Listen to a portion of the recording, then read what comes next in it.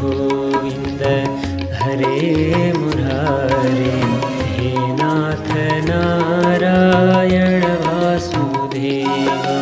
श्रीकृष्ण गोविन्द हरे मुरारे, हे नाथ नारायण वासुदेव।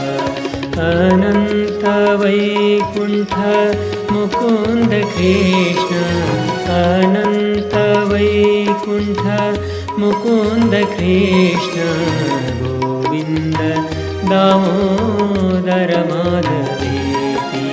श्रीकृष्ण गोविन्द हरे मुरारे, हे नाथ नारायण वासुदेव, हे नाथ नारायण वासुदेव, हे नाथ नारायण वासुदेव। सुखदेव स्वामीजी बताउनुहुन्छ, राजन बलिको जेठो पुत्र थियो बाणासुर नाम गरेको। अत्यन्तै प्रगाढ भक्ति गर्थ्यो भगवान शङ्करप्रति। शोणितपुर भनेर बताइन्छ अहिले, तेजपुर पनि त्यसको नाम हो आसाममा, त्यहाँ यसको राजधानी।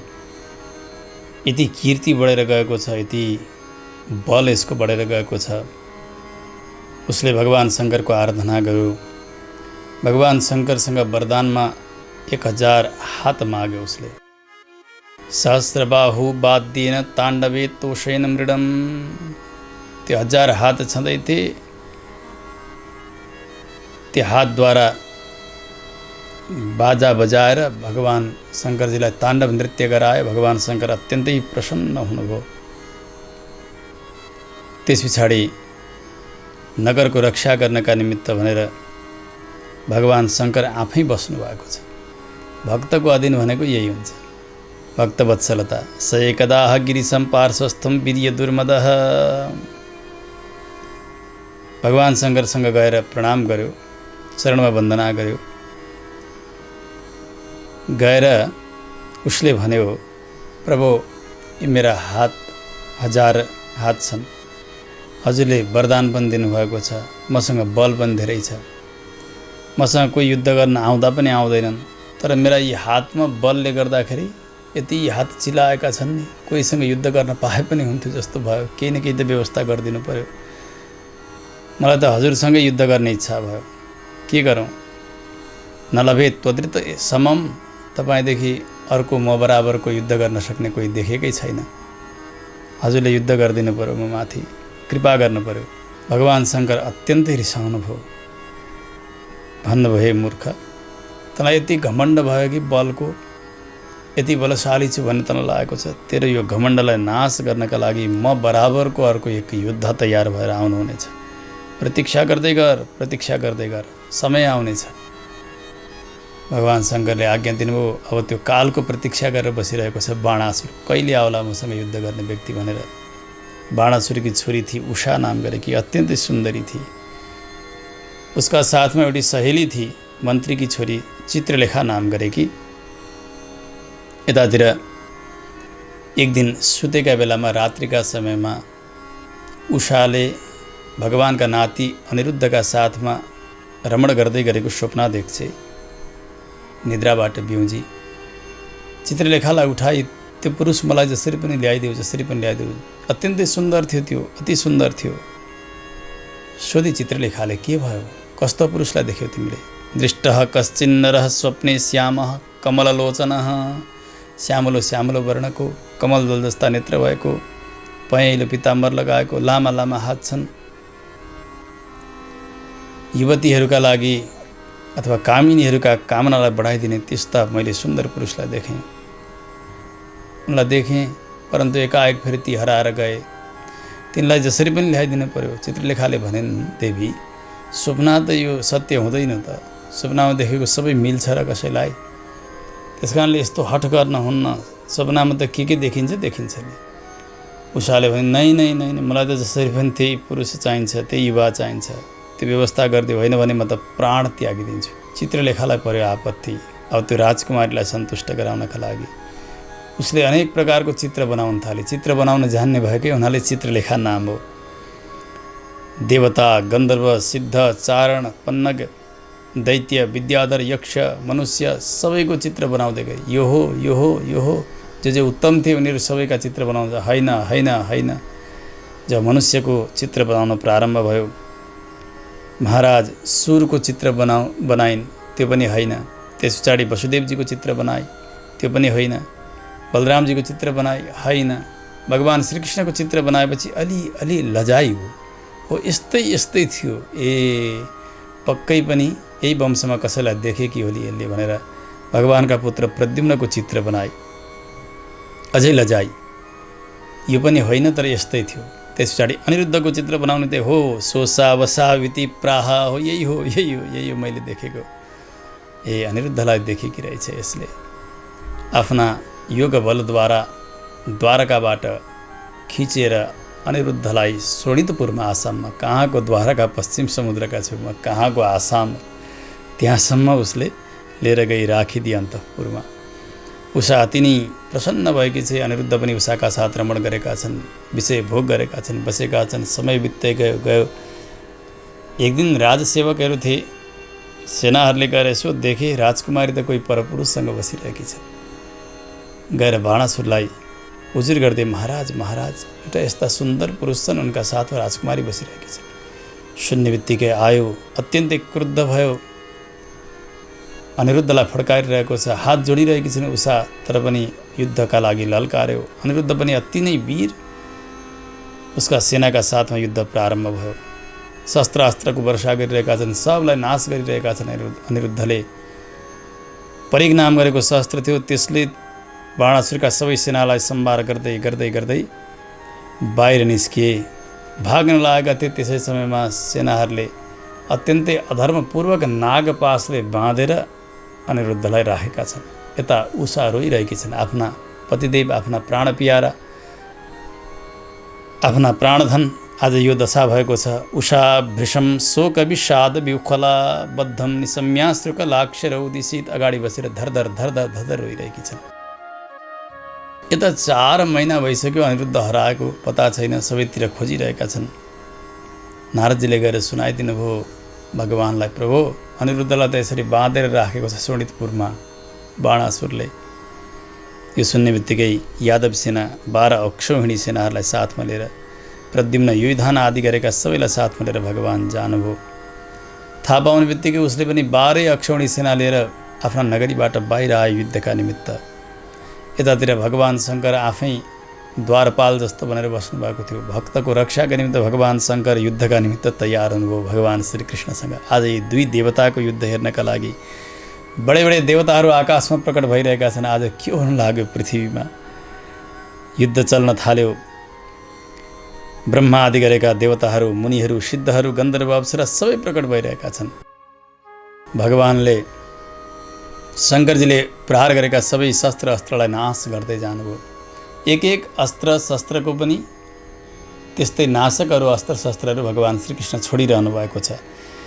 भगवान शङ्करले ब्रह्मास्त्र छोड्नुभयो। भगवान श्रीकृष्णले ब्रह्मास्त्रद्वारा नै त्यसलाई नाश गरिदिनु भयो। शङ्करजीले वायव्यास्त्र छोड्नुभयो। पार्वत अस्त्र नाम गरेको अस्त्रलाई छोडेर भगवान श्रीकृष्णले त्यसलाई नाच्नुभयो। आग्नेयास्त्र छोड्नुभयो। भगवानले पर्जन्यास्त्र छोडिदिनु भयो। आग्नेयास्त्र भनेको आगो जस्तो भएर आउने अस्त्र, पर्जन्य भनेको झरझर वर्षा हुने त्यस्तो अस्त्र, त्यसले त्यो आगो निभेको छ। भगवान शङ्करले आफूसँग भएको पाशुपत अस्त्र छोडिदिनु भयो। भगवान श्रीकृष्णले नारायणास्त्र छोडिदिनु भयो। भगवान शङ्करको त्यो अस्त्र पनि समाप्त भयो। भगवान श्रीकृष्णले जृम्बणास्त्र नाम गरेको अस्त्र छोडिदिनु भयो। त्यो अस्त्र छोड्ने बित्तिकै हाई आउँथ्यो, मूर्छा पर्थे व्यक्ति। भगवान शङ्कर हाई गर्दै डङ्ग लड्नुभयो, मोहित हुनुभयो। अब यतातिर बाणासुरका जति पनि सेना थिए सबै तितर बितर भएका छन्। बाणासुर आयो फेरि युद्ध गर्नका निमित्त। उसका हात त 1000 छन्। 1000 हातबाट एउटा बाण चलाउनका लागि 2 हात भए पुगिहाल्यो। एकै पटकमा उसले 500 बाण छोड्थ्यो। कस्तो पराक्रमी थियो होला अघि। सारा आकाश नै ढाक्ने गरी त्यो बाण छाडिरहेको छ। यतातिर भगवानले सबै त्यसका बाणहरूलाई काट्दै छेदन गर्दै जानुभयो।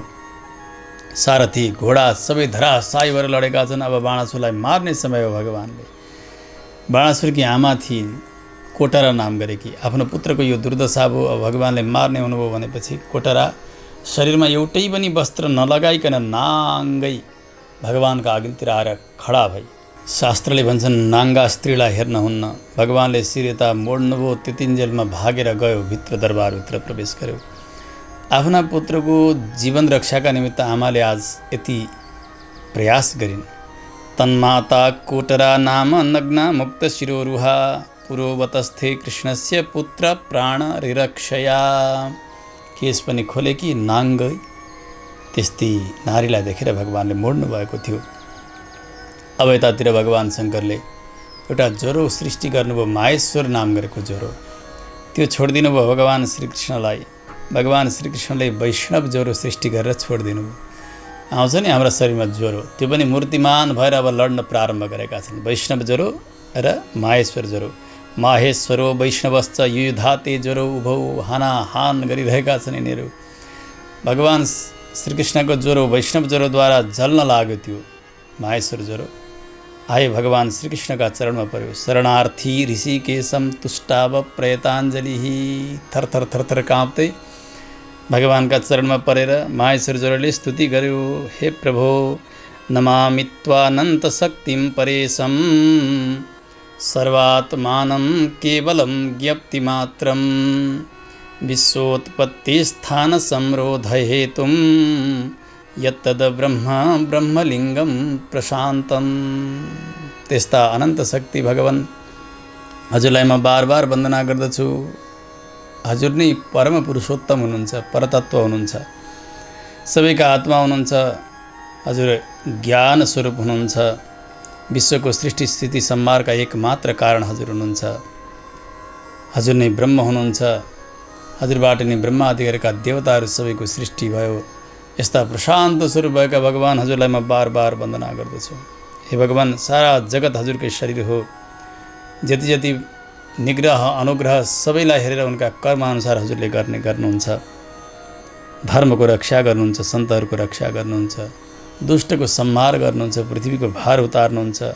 यस समयमा पनि हजुरले यदुवंशीमा अवतार लिएर पृथ्वीको भार हर्नैकै निमित्त यस लीलालाई रचिरहनु भएको छ। हंस्यून् मार्गान् हिंसया वर्तमानान् जन्मै तत्ते भारहाराय भूमेः। पृथ्वीकै भार हरण गर्नका निमित्त त हजुर यदुवंशमा अवतार लिनुभएको छ नि। हे प्रभु, आज हजुरका तेजले जलेर म खरानी हुन लागेको छु। हजुरले यस्तो कृपा गरी बक्सियोस्, यसलाई शान्त गराइदिई बक्सियोस्। प्रभु, जबसम्म हजुरका चरणको आश्रय लिँदैन जीवात्माले, तबसम्म संसारमा आध्यात्मिक आदि भौतिक आदि दैविक आदि गरेका तापले जहिल्यै जलि नै रहन्छ। कहीँ गएर कसैले कति बेलै पनि शान्ति प्राप्त गर्न सक्दैनन् जबसम्म हजुरका चरणको शरणागति गर्दैनन्। त्यो थाहा पाएर आज म हजुरका चरणमा आएको छु। तावत् तापो देहिनां तेङ्घ्रिमूलं नो सेवेरन् यावद् आशानुबद्धाः। संसारमा आशा पासले बाँधिएका चेतनले कहिल्यै पनि शान्ति पाउँदैनन् जबसम्म हजुरका चरणको आश्रय लिँदैनन्। हजुरका चरणमा आएको छु प्रभु। भगवानले भन्नुभयो, त्रिशिरा, अब तैँले डराउनु पर्दैन, मेरा ज्वराले तँलाई केही पनि गर्ने छैन। मैले तँलाई अभयदान गरिसकेको छु। तैँले गरेको यो स्तुति छ, तेरो र मेरो यो संवाद छ नि, जसले स्मरण गर्छन् भने उसलाई कहिल्यै ज्वराले सताउने नै छैन। हेर्नु, औषधि खाँदा इन्जेक्सन लगाउँदा पनि यदि ज्वरो घटेन, शान्त भएन भने यो ज्वराले गरेको स्तुति भगवान श्रीकृष्णको दशमस्कन्धको 63 अध्यायमा उसले गरेको स्तुति छ। यो स्तुति पाठ गर्दै गर्दै अभिषेक दिने हो भने कुनै औषधिले काम नगरेको ज्वरो पनि ठिक हुन्छ। भगवानले यस्तो कृपा गर्नुभएको छ। भगवानले भन्नुभयो, अब नडराऊ, जाऊ। आफ्नो वैष्णव ज्वरोलाई समेटिदिनु भयो। माहेश्वर ज्वरोलाई मार्नु भएन भगवानले। फेरि युद्ध प्रारम्भ भयो। बाणासुर आयो युद्ध गर्नका निमित्त। अनेक बाणहरू चढाउँदै थियो। भगवानले ती बाणसहित उसका हातहरू जसरी धेरै हाँगा भएका रुखलाई यसरी खुकुरीले छासिन्छ नि हाँगा, त्यसै गरी उसका 1000 हात छपाछप काट्दै जानुभयो। केवल 4 हात बाँकी रहेका छन् उसका। सबै त समाप्त पारिदिनु भगवानले। भगवान शङ्कर आउनुभयो, भगवानलाई चिन्नुभयो। उहाँले भन्नुभयो, प्रभु, हजुर परब्रह्म हुनुहुन्छ, ज्योति स्वरूप हुनुहुन्छ। हजुर जगतमा व्याप्त हुनुहुन्छ आकाश जस्ता। जगत नै एउटा हजुरको शरीर हो, स्वरूप हो, जगतका एकमात्र कारण हजुर हुनुहुन्छ। तर पनि के गर्ने प्रभु, यो मेरो एउटा भक्त, अत्यन्तै प्रिय भक्त हो यो बाणासुर। मैले यसलाई पहिले अभयदान गरिदिइसकेको छु। त्यसकारणले यसमाथि कृपा गर्नुहोस्, यसलाई नमारिदिनुहोस्। यसका तर्फबाट म क्षमा याचना गर्दछु। जसरी प्रहलादमाथि हजुरले कृपा गर्नुभएको थियो, बलिमाथि कृपा गर्नुभएको थियो, त्यो कृपा अहिले पनि उनीहरूकै सन्तान यसमाथि पनि गरिदिनुहोस्। भगवानले हाँस्दै भन्नुभयो, शङ्करजी सुन्नुहोस्, तपाईँले जे चाहनुभएको छ म त्यही गरिदिन्छु। मैले पनि प्रहलादजीका सन्तति कोही पनि, प्रहलादका वंशमा जन्मेका कसैलाई पनि मार्ने छैन भनेर मैले उसै बेला प्रतिज्ञा गरेको। यो बलिको पुत्र बाणासुर प्रहलादजीका सन्ततिमा आएको, त्यस हुनाले यसलाई मैले मार्ने छैन। प्रहलादजीका तपस्याका कारण, उनका भक्तिका कारण यिनीहरू सदैव सुरक्षित भएर रहनेछन्। अब 4 हात मात्रै छन् यसका, तपाईँको पार्षदगणको मुख्य बन्नेछ। मैले यसलाई अभयदान गरिदिएको छु। भगवानले युद्ध विश्राम गर्नुभयो। बाणासुरले भगवानका चरणमा वन्दन गर्यो। भगवान शङ्करले पनि प्रणाम गर्नुभयो। परिक्रमा गरेर आफ्ना अन्तःपुरमा गएर आफ्नी छोरी उषाको विवाह भगवानका नाति अनिरुद्धका साथ धुमधामसँग गर्यो। कति हो कति दाइजो दियो, आनन्दका साथ विवाह सम्पन्न गरेर अनिरुद्धजी द्वारकामा आउनुभयो। द्वारकामा हर्षको सीमा छैन। सुखदेव स्वामीजी बताउनुहुन्छ, राजन यसरी भगवानका दिनचर्याहरू चलिरहेका छन्। एक दिन वनमा यी यदुकुमारहरू प्रवेश गर्छन्। साम्ब, प्रद्युम्न, चारु, भानु, गद आदि गरेका सबै खेल्दा खेल्दै उनीहरूलाई तिर्खा लाग्यो। जलपान गर्नका निमित्त भनेर गए। एउटा कुवा देख्छन्। त्यो कुवामा गएर जल पिउनु पर्यो भने यसो हेर्दा त बडै मानको छेपारो त्यहाँ कुवाभरिको भएर बसेको छ भित्र। यसको उद्धार गर्नु पर्यो, यसलाई बाहिर निकाल्नु पर्यो भनेर कोही चर्मका डोरीहरू बनाएका छन्, कोही वस्त्रका डोरीहरू यसो दिएर, दुपट्टाहरू दिएर उसलाई निकाल्नलाई खोज्छन्। कति गर्दा पनि त्यो छेपारो बाहिर आउन सकेन। भगवानलाई गएर सुनाइदिए। भगवान आउनुभयो। आएर भगवानले सो हात दिनुभयो। भगवानले स्पर्श गर्ने बित्तिकै त्यो छेपारो त एउटा दिव्य देवताको जस्तो स्वरूपले प्रकट भयो। भिक्षोज्जहार वामेन तम करेण सलिलया। खेल खेलमा भगवानले उसलाई बाहिर निकाल्नुभयो। अत्यन्तै सुन्दर छ। भगवानले भन्नुभयो, कस्त्वं महाभागवरेण्य रूपो देवोत्तमं त्वां गणयामि नूनम्। को हौ तिमी? अहिले त देवता जस्ता बनेका छौ। के अपराध गरेका थियौ र तिमी छेपारो भनेर यहाँ गिरेका थियौ, यो बताऊ। ती मुक्त बनेका देवतुल्य व्यक्तिले भन्छन्, प्रभु हजुरका चरणमा म बार बार वन्दना गर्दछु। चरणमा निहुरेर साष्टाङ्ग दण्डवत गरे। शिरमा मुकुट छ। हात जोडेर भने, प्रभु हजुरले सुन्नुभएको थियो होला, कोही नृग नाम गरेका राजा, इक्ष्वाकुको छोरो, अत्यन्तै दानी, यस्ता हजुरका कानमा पनि यो खबर पुगेको हुनुपर्दछ। म त्यही नृग नाम गरेको राजा हुँ। यद्यपि हजुरले के नजानेको छ र प्रभु, जगतमा व्याप्त हुनुहुन्छ। सबैका प्रवृत्ति निवृत्ति सबैलाई जान्नेवाला हजुर नै हुनुहुन्छ। तर पनि हजुरलाई म बताउँछु, किनभने आज्ञा दिनुभयो नि त। हजुरले प्रश्न गर्नुभयो। बक्षे अथापि तवाज्ञया।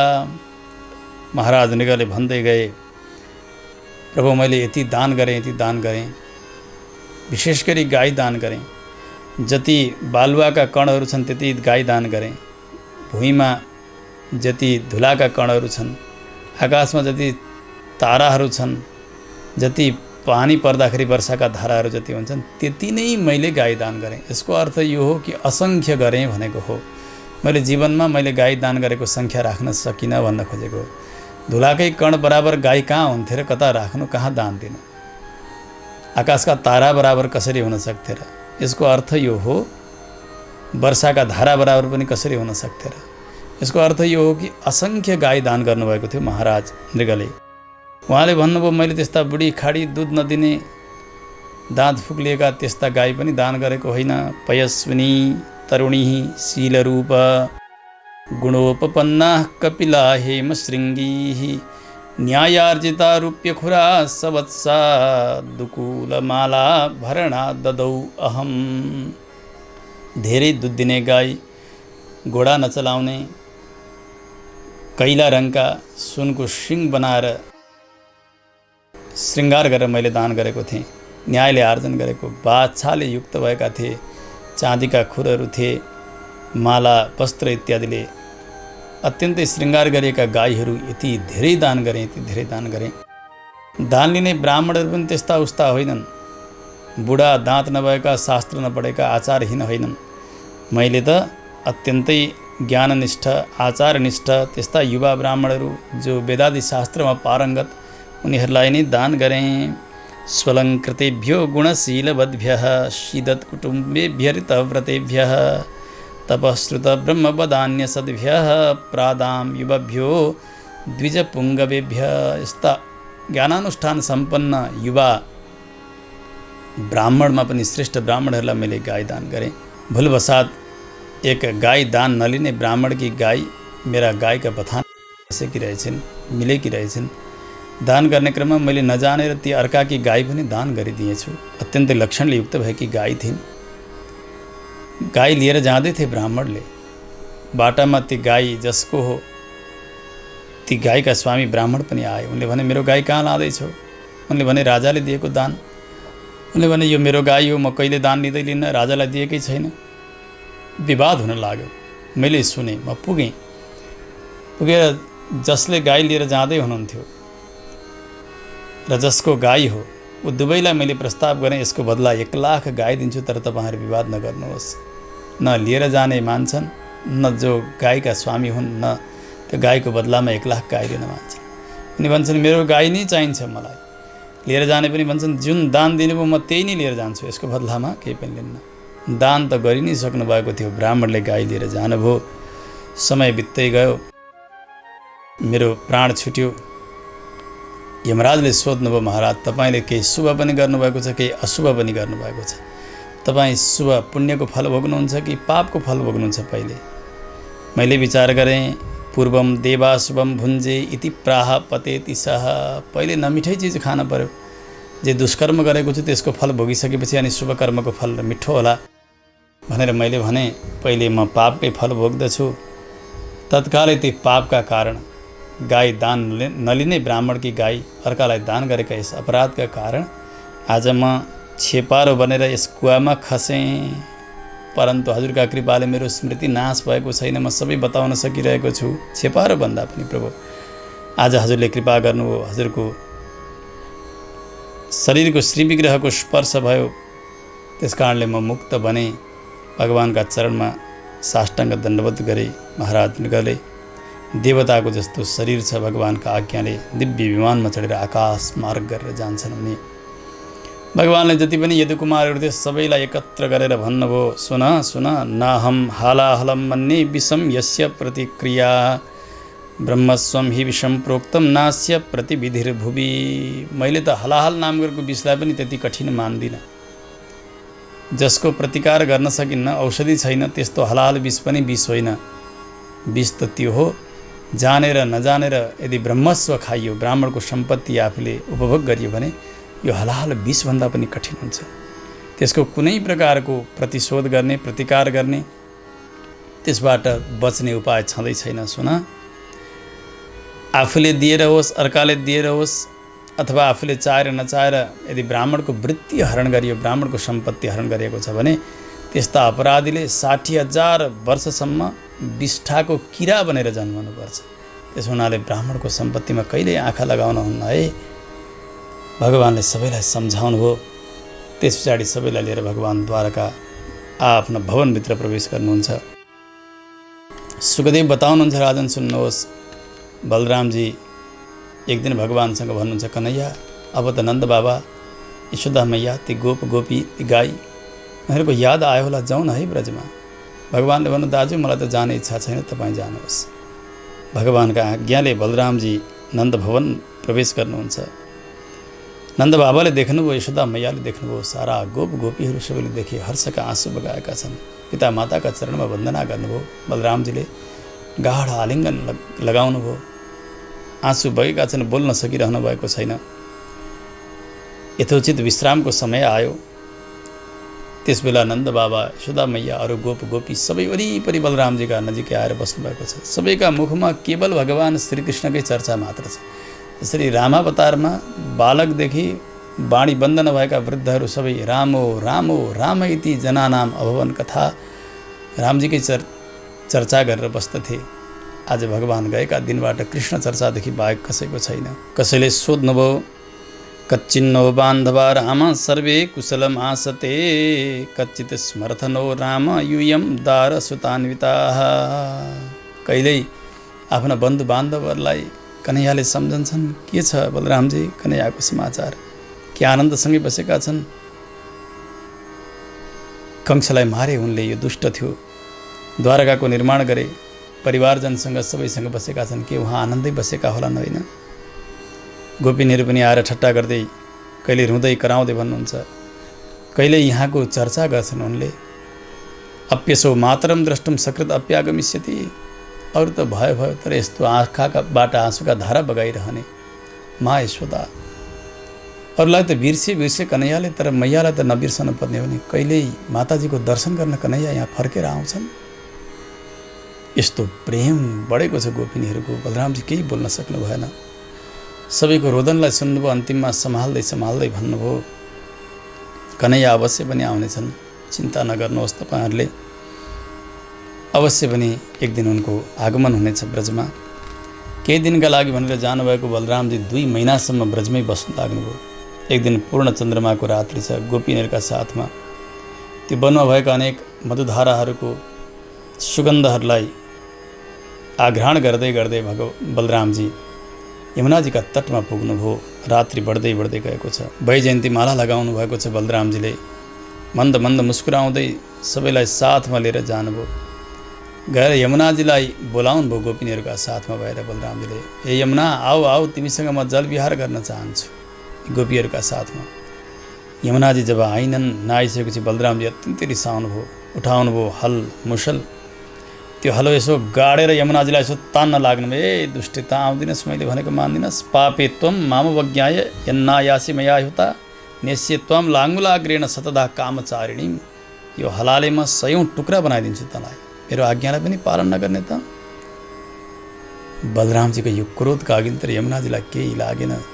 मूर्तिमती भएर प्रकट हुनुभयो, चरणमा वन्दना गर्नुभयो, भन्नुभयो, राम राम महाबाहो न जाने तव विक्रमम, यस्यैकांसेन विधृता जगती जगतः पते। जगतका पति हुनुहुन्छ तपाईँ, रक्षक हुनुहुन्छ। हजुरको पराक्रमलाई नजानेर मैले यस्तो अनर्थ गरेँ, क्षमा गर्नुहोस्। जति इच्छा छ त्यति नै जलविहार गर्नुहोस्। यमुनाजीले स्थान दिनुभयो, गोपिनीहरूका साथ जलविहारका निमित्त प्रवेश गर्नुभयो। यसरी सुन्दर जलविहार गर्नुभयो बलरामजीले गोपिनीहरूका साथमा। आनन्दका साथ ब्रजमा निवास गरिरहनु भएको छ। ब्रजवासीहरू आनन्दित भइरहनु भएको छ। यता बलरामजी भने जानुभयो ब्रजमा। एक दिन सभा चलिरहेको थियो, भगवान बस्नुभएको थियो, महाराज उग्रसेन पनि हुनुहुन्छ सभामा, सबै द्वारकावासीहरू छन्, सभासदहरू छन्। त्यस समयमा एउटा दूत आयो कसैको, आएर प्रणाम गर्यो। अनि आएर उसले सन्देश सुनायो। एउटा करुष देशको राजा थियो, पौण्ड्रक नाम गरेको, अत्यन्तै अज्ञानी राजा। अरूले उचालिदिँदा उचालिने यस्तो स्वभाव भएको हुन्छ नि। त्यो पौण्ड्रकलाई 2 हात भएरै जन्मिएको थियो। उसलाई जसले उक्साउँथे उनीहरूले आएर भने, महाराज वासुदेव त तपाईँ हुनुहुन्छ, अति सुन्दर पनि हुनुहुन्छ, पराक्रमी पनि हुनुहुन्छ। यस बेला त्यस कारणले कृष्णले आफूलाई वासुदेव घोषणा गरेको छ, शङ्खचक्र धारण गरेको छ। तत्कालै त्यसलाई अब हामीले नाच्न पर्छ है। 2टा हात घाँसिदिए, नक्कली शङ्खचक्र लगाइदिए। यसो होइन हेरे उसले, म त वासुदेव नै भएछु कि जस्तो लाग्यो उसलाई। दूत पठायो द्वारकामा। उसले पत्रमा यस्तो लेखेको थियो, वासुदेवो अवतीर्णोऽहम् एक एव न चापरः, भूतानाम अनुकम्पार्थम त्वं तु मिथ्याभिधाम त्यज। हे कृष्ण, वासुदेव भनेर जगतमा म एक्लै छु, अरू कोही पनि छैन है। तैँले झुटमुट मेरो नाम चोरेको छस्, वासुदेव आफूलाई नामाकरण गरेको छस् नि। त्यो छोडिदियाल। जति पनि मेरा चिन्हहरू तैँले लिएको छस्, शङ्खचक्र आदि गरेका, यी बेलैमा छोडिदियाल। छोडेर मेरा चरणको शरणागति गर, होइन भने युद्ध गर मसँग। यस्तो सन्देश पठाएको थियो दूत मार्फत यो पौण्ड्रकले। उग्रसेन आदि गरेका राजाहरू हुनुहुन्थ्यो। यो कुरा सुनेर एकदमै जोडसँग हाँस्नुभयो। सबैले भन्नुभयो, बाँच्दै गर्नुपर्दो रहेछ, संसारमा के देख्न पाइँदो रहेछ। उग्रसेनादय सभ्य उच्चकैर जह सुस्तदा। केही बोल्ने कुरै थिएन। भगवान् हाँस्दै हाँस्दै आफूलाई सम्हाल्दै भन्नुभयो, जा दूत गएर सुनाइदे तेरा राजालाई शङ्खचक्र छोड्नु भनेर बताएका छन् उनले। अवश्य पनि म चक्र छोडिदिन्छु, तर तेरै राजाका शिरमा छोडिदिन्छु, यो सुनाइदे गएर जा। आज्ञा गर्नुभयो। गयो दूत। भगवान् रथमा सवार हुनुभयो, यदुसेनाहरू पनि साथमा छन्। ऊ सुनेर युद्धका निमित्त आयो, बाहिर प्रकट भयो। भगवान् जानुभएको छ। पौण्ड्रक 2 अक्षौणी सेनाका साथ आयो भगवानका साथमा युद्ध गर्नका लागि। उसको मित्र थियो काशीराज, उसले सहायताका लागि 3 अक्षौणी सेना लिएर आयो। 5 अक्षौणी सेना। भगवान् पनि सेनाकै साथ जानुभएको छ। उहाँ युद्धमा यसो हेर्नुभएको त अगाडिपट्टि एउटा रथमा आउँदा त्यो पौण्ड्रकलाई यसो देख्नुभयो। देख्दाखेरि आफ्नै एउटा प्रतिबिम्ब जस्तो भगवानले देख्नुभयो। बिभ्राणम कौस्तुभमणिम वनमाला विभूषितम शङ्खार्य सिगदा सारङ्ग श्रीवत्सादि उपलक्षितम। सबै जस्ताको तस्तै बनाएको छ। हेर्नु, 4 हात छन्, शङ्खचक्र गदा पद्म छन्, सबै आयुधहरू छन्, श्रीवत्स चिन्ह, कौस्तुभमणि, यी सबै चिज देखेर भगवान् एकपटक फेरि हाँस्नुभयो। के देख्न परेको यो, म जस्तै बनेर आएको छ। बिजहास भृशम हरिही आयो युद्धका निमित्त भगवान्माथि शस्त्रास्त्रको वर्षा गर्दैछ। भगवानले उसका सबै शस्त्रहरूलाई नाश गर्दै जानुभयो। जति जति प्रहार गर्यो सबै काट्दै जानुभयो, सक्दै जानुभयो। अब अन्तिममा भगवानले भन्नुभयो, अथाह पौण्ड्रकम शौरिर भो भो पौण्ड्रक यद भवान। हे पौण्ड्रक, सुन तैँले भनेको थिइस् आफ्ना आयुध छोड भनेर। अब म छोड्दैछु, तर तेरै शिरमा छोड्दैछु। यदि म हारेछु भने ब्रजामी शरणम त्यद्य, यदि नेच्छामी संयुगम, यदि मैले जित गर्न सकिनँ भने तेरै शरणमा आउनेछु। भगवान्ले यसो भन्दै चक्र छोडिदिनुहुन्छ। चक्रराज यसरी उडेर जानुभयो। पौण्ड्रकको शिर छेदन गरिदिनु भयो। तत्काल धड लड्यो, शिर भुइँमा बजारियो, समाप्त भयो। सेनाहरू पनि सबै समाप्त पारिदिनु भयो भगवान्ले। त्यस पछाडि त्यो काशीराज आयो युद्धका निमित्त। भगवान्ले उसका सेनाहरू सक्दै उसलाई पनि चक्र छोडिदिनु भयो। सुदर्शन चक्रले उसको शिर काटेर उडाउँदै लगेर काशीपुरीमा जहाँ दरबार थियो त्यहाँनेरि लगेर छोडिदिनु भयो। सबैले भन्छन्, हो यो कहाँबाट आयो किरीट कुण्डल सहितको शिर, के हो भनेर यसो हेर्दा त किमिदम कस्यवा वक्त्रम। हेर्दै थाहा भयो कि राज्ञः काशीपतिर ज्ञात्वा महिष्य पुत्र बान्धवाः। ओहो, राजाको शिर पो रहेछ यो।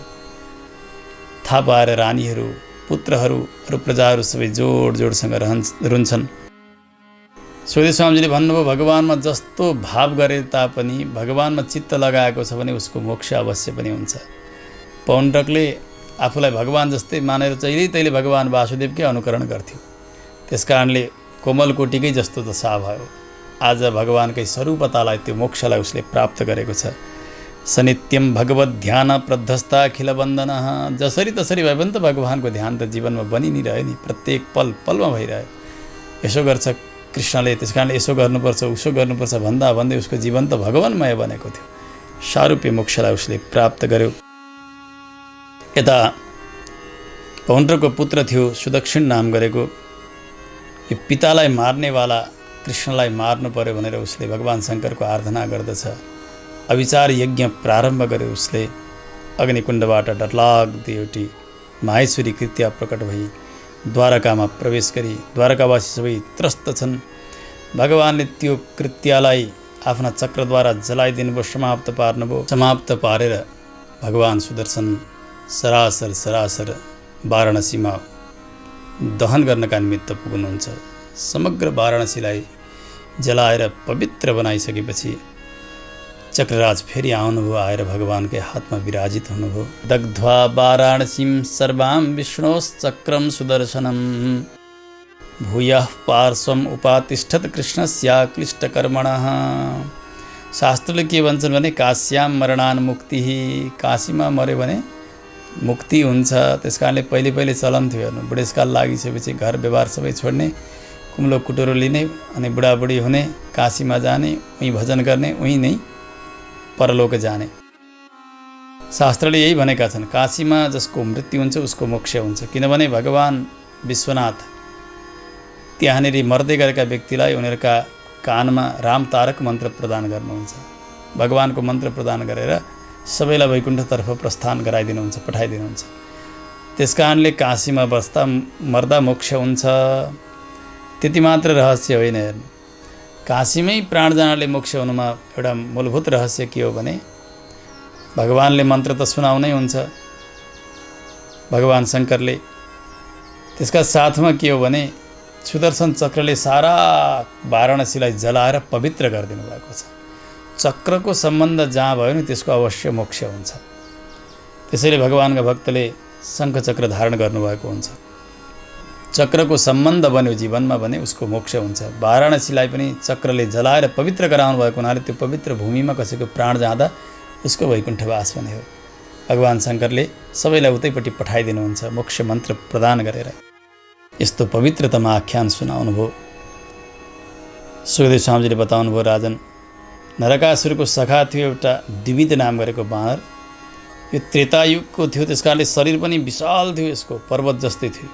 सुग्रीव सचिव सोथ भ्राता महेन्द्रस्य वीर्यवान, महेन्द्र नाम गरेको बानरको यो भाइ थियो।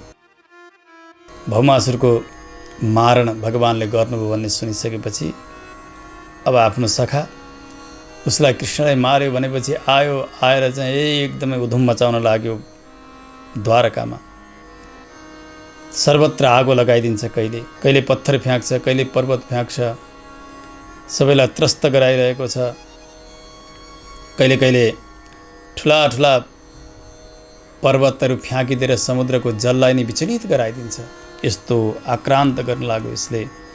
अग्निकुण्डमा गएर ब्राह्मणहरूका बस्तीमा यज्ञशालामा मलमूत्र गरिदिने, त्यहाँ भएका नारीहरूलाई दुःख दिने, पुरुषलाई दुःख दिने, यस्तो यस्तो अन्याय यसले गर्न लाग्यो।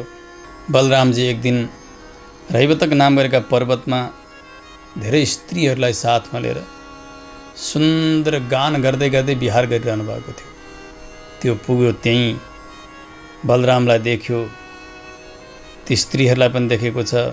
विशाल आवाज गर्न लाग्यो त्यहाँ गएर, एकदम डरलाग्दो। चक्रे किलकिला शब्दम आत्मानम सम्प्रदर्शन बाँदर, त्यसमा पनि यस्तो विशाल शरीर भएको बानर। अत्यन्तै डरलाग्दो बानर देखेर ती जति पनि स्त्रीहरू थिए सबै कहिले हाँस्छन्, कोही डराउँछन् पनि, हो के देख्दैछौँ हामी। उसले अगाडि गएर खुब जिस्काइरहेको छ।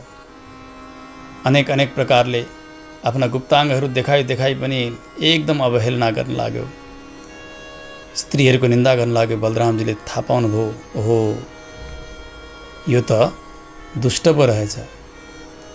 बलरामजीले एउटा विशाल पत्थर फ्याँक्नुभयो यसलाई मार्नका निमित्त। उसले खेल खेलमा छक्क्याइदियो। गृहीत्वा हेलयामास धूर्तस्तम कोपयन हसन। त्यस पछाडि उसले त्यो मधुकलश जसलाई लिएर विहार गर्दै हुनुहुन्थ्यो बलरामजी स्त्रीहरूका साथमा, त्यो हातमा लिएर चोर्यो। स्त्रीहरूका वस्त्रहरू पनि लियो। सबैलाई उठाउँदै उठाउँदै त्यहाँबाट अगाडि दौड्यो। बलरामजीले केही प्रहार गर्नुहुन्छ, उसले ठुला ठुला रुखहरू उखाल्छ, माथिबाट फ्याँक्छ, पत्थर फ्याँक्छ। जति जति प्रहार गर्दै गएको छ बलरामजीले पनि त्यसलाई सम्हार गर्दै जानुभयो, सक्दै जानुभयो। यतापट्टि बलरामजीले हानेकालाई हातले समाउँछ। केही गर्दा पनि यो मरिरहेको छैन, बाणर अत्यन्तै उद्दण्ड बनिरहेको छ। बलरामजीले मुसल प्रहार गर्नुभयो, रगत छाड्दै लड्यो तर मरेन, फेरि जुरुक्क उड्छ। उसलाई केही भए जस्तै छैन। ठुला ठुला वृक्षहरू उखाल्दै फ्याँक्दै गर्छ। वन नै समाप्त पार्न लाग्यो। ठुला ठुला चट्टानहरू बलरामजीका माथि प्रहार गर्यो। बलरामजीले मुसलले त्यसै चट्टानहरू धुलो बनाउँदै जानुभएको छ। समय बित्दै गयो। यतातिर बलरामजीले दुई हातले समाउनु भयो त्यो मुसललाई, हलाले यसरी तान्नु भएको छ, यता मुसल उठाउनु भएको छ। उसका जत्रो स्थानमा प्रहार गर्नुभएको थियो अत्यन्तै चित्कार गर्दै गर्दै समाप्त भयो। द्विविधको उद्धार बलरामजीले यसरी गर्नुभयो।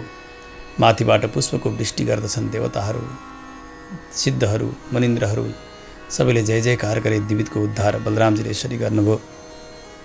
सुखदेव बताउनुहुन्छ, राजन सुन्नुहोस्, जाम्बवतीका पुत्र शाम्बले धेरै वीरहरूलाई जितेर स्वयंवरमा दुर्योधनकी छोरी लक्ष्मणालाई हरण गरेर विवाह गरे। लक्ष्मणालाई हरण गर्ने बित्तिकै कौरवहरू अत्यन्तै क्रुद्ध भए। हेर हेर यिनीहरू कस्ता हाम्रै कृपा प्रसादले बाँचेका छन् यी यदुवंशीहरू। हामीले नि राजा बनाइदिएका छौँ, हाम्रै खानपान गरेर बाँचेका छन्। आज हाम्रै यस्तो अन्याय गर्ने यिनीहरू हाम्रो कसरी जोडी लाग्न सक्दछ र? यो त हुन सक्ने कुरै भएन। जस्तो कि एउटा जुत्ता शिरमा चढ्न खोज्यो भने अनर्थ जसरी हुन्छ उसले आफ्नै ठाउँमै बस्नुपर्छ, गोडामै बस्नुपर्छ। आज यसै गरी यदुवंशीहरूले पनि कुचेष्टा गरे। हामीसँग यिनीहरूको विवाह सम्बन्ध हुन सक्छ र? यसलाई मार्न पर्यो भनेर पछाडिबाट कौरव सेनाहरू पख पख पख भन्दै भन्दै दौडिरहेका छन्। एक्लै साम्ब लडिरहेका छन्। धनुष उठाए, 6 जनालाई 6 बाण प्रहार गर्छन्। चाडा घोडामा एक रथीलाई, एक सारथीलाई त्यसरी हानेका ती वीरका ती सारा बाणहरूलाई एक्लै एक्लै नाश गरिरहेका छन् साम्बले। यति बलशाली थिए युद्धमा, यति बलशाली। हुँदै अब त धेरै कष्टका साथ साम्बलाई घेरे कौरव सेनाहरूले, रथहीन गरिदिए, बाँधेर राखेका छन्। आफ्नी छोरी लक्ष्मणलाई फेरि लिएर आएर अन्तपुरमा प्रवेश गरे कौरवहरू। नारदजीले गएर सुनाइदिनु बलरामजीलाई, साम्बलाई यसरी बाँधेका छन् कौरवहरूले भनेपछि बलरामजी केही यदुसेनाहरूलाई साथमा लिएर हस्तिनापुरमा आउनुभयो। बलरामजी अलि पर बस्नुभएको थियो। उद्धवजीलाई पठाउनुभयो, उद्धवजी जानुहोस्, यिनीहरूलाई सन्धिको प्रस्ताव गर्नुहोस्। ती आफ्नी छोरी लक्ष्मणा दुर्योधनले खुरुक्क दिउन् यी साम्बलाई, म आएको पनि समाचार सुनाइदिनु। उद्धवजीलाई आज्ञा दिनुभयो। उद्धवजी जानुभयो, सूचना दिनुभयो। बलरामजी आउनुभएको छ भनेपछि एकदमै खुसी भए। सबै आए, सेवा सत्कार गर्छन्। दुर्योधनका त गुरु नै हुनुहुन्थ्यो कदा शिक्षाका लागि। सेवा भयो। महाराज धृतराष्ट्र बसेका छन्, कौरवहरू छन् यतातिर सबै। बलरामजीले गएर भन्नुभयो, सुन्नुहोस्, हाम्रा महाराज उग्रसेनको आज्ञा छ, तपाईँहरूले अन्याय गरेर साम्बलाई बाँधेर राख्नुभएको छ, त्यस कारणले छोडिदिनुहोस्। उनी जे चाहन्छन् त्यो पनि इच्छा पुरा गर्नु महाराज उग्रसेनको आज्ञा छ। बलरामजीले यसो भन्दाखेरि त उनीहरूले खिल्ली गर्दै भने, आरुरुक्षत्यपानद्वै शिरो मुकुट सेवितम।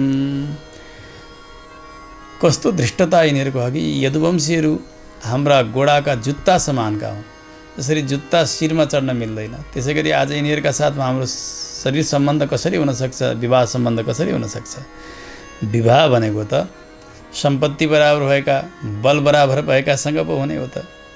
त्यस कारणले हामीले बनाइदिएका राजा हुन् यिनीहरू। हामीसँग यिनीहरूको कुलकुटुम्ब चल्दैन, हामी विवाह गर्न दिन्नौँ, हाम्रो कन्या दिन्नौँ भनेर यस्ता प्रकारले अपमान गरे कौरवहरूले। शेषको अवतार त थियो बलरामजीको। अत्यन्तै लाल लाल नेत्र बनाउनु भयो। थर ओठ काँपेको छ। मानव एउटा बदमास पशुलाई डन्डाले हान्नका लागि तयार हुन्छ, क्रुद्ध भएको गोठालो जसरी यसै गरी तयार हुनुभयो। मैले भने, बुद्धि सकिएका तिमीहरू खालि कलह झगडा मात्र गर्ने मूर्खहरू हो। आज मेरो पनि अवज्ञा गरिरहेका छौ, तिमीहरूले यदुकुलको अवज्ञा गरिरहेका छौ, हामीलाई जुत्ता भनिरहेका छौ, तिमीहरू चाहिँ शिर ऐश्वर्यले मत्त भएका दुष्ट हो। आज म कौरवहीन बनाइदिन्छु यो पृथ्वीलाई भनेर तत्काल हलो उठाउनुभयो। उठाएर त्यो हलो गाड्नुभयो हस्तिनापुरमा यसरी, अनि गङ्गाजीतर्फ यसरी खिचेर तान्न थाल्नुभएको थियो। सरर त्यो हस्तिनापुरै आउन लाग्यो। अब त सबै डराए, चरणमा परेर प्रार्थना गर्दछन्, राम राम खिलाधार प्रभावम न विदामते। हे राम, हे बलराम, हामीले हजुरको प्रभाव जानेनौँ, हामीले यस्तो अन्याय गऱ्यौँ, हामी कन्यादान गरिदिन्छौँ, लक्ष्मणा हामीलाई रक्षा गर्नुहोस्। आनन्दसँग विवाह सम्पन्न गराइदिए कौरवहरूले ती लक्ष्मणाको साम्बका साथमा। 1200 त हात्ती दिए दाइजोमा। त्यसै गरी 10,000 घोडा दिन्छन्, 6,000 रथ दिए, अरू 1,000 सुवर्णले श्रृङ्गारले युक्त भएका दासी कन्याहरू पनि दाइजोमा दिए। आनन्दका साथ विवाह सम्पन्न गरेर बलरामजी साम्बलाई साथमा लिएर, यी नवदुलहीलाई पनि साथमा लिएर यदुपुरी द्वारकामा प्रवेश गर्नुभयो। आनन्दको वर्षा भएको छ द्वारकामा। सुखदेव स्वामीजी बताउनुहुन्छ, राजन जसरी त्यो हस्तिनापुरलाई तान्नका लागि यसरी हलो गाड्नुभयो र गङ्गाजीतर्फ तान्नु भएको थियो, आज पनि त्यो हस्तिनापुर गङ्गाजीतर्फ यसो कोल्टे भएको देखिन्छ। हस्तिनापुर भनेको अहिलेको दिल्ली हेर्नु, दिल्ली गङ्गापट्टि यसरी कोल्टे कोल्टे परेको देखिन्छ। बलरामजीले हलो गाडेर तान्दाखेरि भएको त्यो हो। यसरी बलरामजी भगवान कहिले आफै कहिले अरूद्वारा सारा दुष्टहरूको संहार गर्दै द्वारकामा रहँदै हुनुहुन्छ। यता नरकासुरलाई मारेर 16,100 ती कन्याहरूका साथ भगवानले विवाह गर्नुभयो। बडा आश्चर्य भयो, यो दैनिकी कसरी चलिरहेको छ, गृहस्थाश्रम कसरी चलिरहेको छ, यत्रा पत्नीहरूका साथमा भगवानको भनेर नारदजीलाई भगवानको गृहस्थाश्रम देख्ने इच्छा भयो। उत्सुक भएर आउनुहुन्छ। एक दिन द्वारकामा प्रवेश गर्नुभयो। अत्यन्तै सुन्दर द्वारकाको यहाँ वर्णन गरिएको छ। ती महलहरू पनि उस्तै उस्तै छन्। अलग अलग महलमा भगवान बस्नु भएको छ। प्रत्येक भवनका भित्र जानुहुन्छ नारदजी। तत्र 16 सद्म सहस्रै समलङ्कृतम, अत्यन्तै अलङ्कृत भएका भवनभित्र प्रवेश गर्नुभयो। भगवानको दिनचर्या यस्तो छ। भगवान रुक्मिणीका भवनमा हुनुहुन्छ।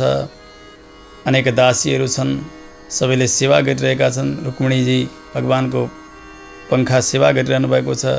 पलङमा बस्नुभएको छ। नारदजीलाई देख्ने बित्तिकै भगवान पलङबाट उठ्नुभयो, चरणमा वन्दना गर्नुभयो। देवर्षि नारदजीका चरण प्रक्षालन गर्नुभयो। यो मर्यादा भगवानले सिकाउनु भएको। सम्पूज्य देव ऋषिवर्यम ऋषि पुराणो नारायणो नरसको विधिनोदितेन वाणिया अभिभाष्य मितया मृतमिष्टया तं प्राह प्रभो भगवते करवामहे किम। यथोचित सेवा सक्नुभयो नारदजीको र भगवानले भन्नुभयो, आज धन्य बने हजुरको आगमनले गर्दा। नारदजी, हजुरको सेवा के गरी गरौँ, अरू के सेवा गरौँ, आज्ञा होस्। यसरी रुक्मिणी भवनमा नारदजीको सेवा भयो। नारदजीले भन्नुभयो, प्रभु यो अत्यद्भुत लीला, तर हजुरका लागि कोही नै अद्भुत होइन, यो हामीहरूका लागि पनि अद्भुत होइन। किनभने सारा जगत त हजुरका अधीनमा छ भने, जगतको स्थिति सृष्टि संहार सारा कार्य त हजुरले गर्नुहुन्छ भने, हजुरका अवतार विशेषमा यी सबै स्वाभाविक हुन्। केवल लोक मर्यादाका निमित्त हजुरले गर्नुभएको हो। यो हजुरको क्रीडा हो, लीला हो। यस्ता प्रकारले त्यहाँबाट विदा भएर जानुभयो नारदजी। अर्का घरमा प्रवेश गर्नुभयो। त्यहाँ उद्धवजीका साथमा पासा खेल्दै हुन्छ भगवान। काहीँ ब्राह्मणहरूको सेवा गर्दै हुन्छ भगवान। कुनै भवनमा जानुहुन्छ, कसैलाई सोध्दै हुनुहुन्छ अतिथिलाई। काहीँ नारदजीलाई सोध्दै हुन्छ, पृष्ठश्चा विदुषे वासो कदा यात भवानिति, कहिले आउनुभयो हजुर द्वारका भनेर सोध्दै हुनुहुन्छ। काहीँ बालकहरूलाई खेलाउँदै हुनुहुन्छ। लालयन्तम सुतान शिशुन, काहीँ भगवान स्नान गर्न ठिक्क भइरहनु भएको छ। काहीँ भगवान हवन गर्न तयारी हुनुभएको छ। काहीँ शालग्रामको सेवा गर्दै हुनुहुन्छ। काहीँ ब्राह्मणलाई भोजन गराउँदै हुनुहुन्छ। भगवान ब्राह्मणले भोजन गरिसकेर अवशिष्ट भोजन आफूले स्वीकार गर्दै हुन्छ। क्वापी सन्ध्याम उपासीनम, कुनै भवनमा भगवान सन्ध्या वन्दन गर्दै हुनुहुन्छ। काहीँ गायत्री मन्त्रको जप गर्दै हुनुहुन्छ। काहीँ भगवान घोडामा चढेर काहीँ विहार गर्दै हुन्छ। काहीँ हात्तीमा चढेर जाँदै हुनुहुन्छ। कहिले सुत्नु भएको छ, कहिले अरूद्वारा स्तुति श्रवण गर्दै हुनुहुन्छ। कहिले जलक्रीडा गर्दै हुन्छ भगवान। काहीँ कोही ज्ञानीहरूबाट इतिहास पुराणका कथाहरू सुनिरहनु भएको छ। हसन्तम हास्य कथया कदाचित प्रिया गृहे, भगवान ठट्टा गरेर हाँस्दै हुनुहुन्छ, हँसाउँदै हुनुहुन्छ अनेक कथाहरू सुनाएर। काहीँ भगवान गुरुहरूको सेवा गर्दै हुनुहुन्छ। शुश्रूषन्तम गुरुन् क्वापी, यस्ता यस्ता प्रकार भगवान अलग अलग भवनमा बडा आनन्दका साथ गृहचर्या गरिरहनु भएको छ। दिनचर्या बितिरहेको छ। नारदजी त बडा चकित हुनुभयो। हो, भगवानकी माया भनेकी यही होली नागी। भगवान संसारमा आएर यस प्रकारको लीला गर्दै हुन्छ, मानौ एउटा कोही गृहस्थ पुरुषले गरिरहेको छ। भगवानका चरणमा वन्दना गर्नुभयो। प्रभु, अब मलाई आफ्नो लोकमा जाने आज्ञा दिनुहोस्। मैले हजुरका सारा गृहचर्यालाई देखेँ। पर्यटामी तबोध गायन लीलाम भुवन पावनिम, यी लीलालाई म गान गर्दै गर्दै तिनै भुवनमा विचरण गर्न पाइरहँ, यस्तो आज्ञा हजुरले गरिबक्सियोस्, यस्तो कृपा गरिबक्सियोस्। भगवानले हाँस्दै भन्नुभयो, नारदजी, मेरो यो दिनचर्यालाई देखेर तपाईँ मोहित नहुनु है। म धर्मको वक्ता हुँ, कर्ता हुँ। त्यसो भएको हुनाले सबैलाई लोकलाई शिक्षा दिनका निमित्त यहाँ म बसेको छु। हे नारदजी, तपाईँले आश्चर्य नमान्नुहोला, यो एउटा केवल मेरो लीला हो, यो अवतारको प्रयोजन मात्र हो। तपाईँ जस्ता ज्ञानी ब्रह्मचारीले गृहस्थको यस्तो गृहस्थाश्रमलाई देखेर भुल नहुन्न है। भगवान्ले यो पनि सम्झाउनु भयो। तच्छिक्षयन् लोकमिमम् आस्थितः पुत्रमाखिदः। कुनै आश्चर्य नमान्नु होला तपाईँले। भगवान्ले यति भनिसकेपछि नारदजी चरणमा वन्दना गर्नुहुन्छ। यथोचित पूजा भगवान्ले गर्नुभयो। भगवान्की मायाको दर्शन आज मैले गर्न पाएँ, भगवान्को दिव्य लीलाको अनुभव गर्न पाएँ भनेर श्रद्धा बढ्दै बढ्दै गयो। भगवान्को चिन्तन गर्दै गर्दै नारदजी वीणा बजाउँदै त्यहाँबाट प्रस्थान गर्नुहुन्छ। भगवान्मा अनन्य भक्ति बढेर गएको छ नारदजी। नाथ नारायण वासुदेव अनन्त वैकुण्ठ मुकुन्द कृष्ण अनन्त वैकुण्ठ मुकुन्द कृष्ण गोविन्द दामोदर माधवेति श्रीकृष्ण गोविन्द हरे मुरारे हे नाथ नारायण वासुदेव हे नाथ नारायण वासुदेव हे नाथ नारायण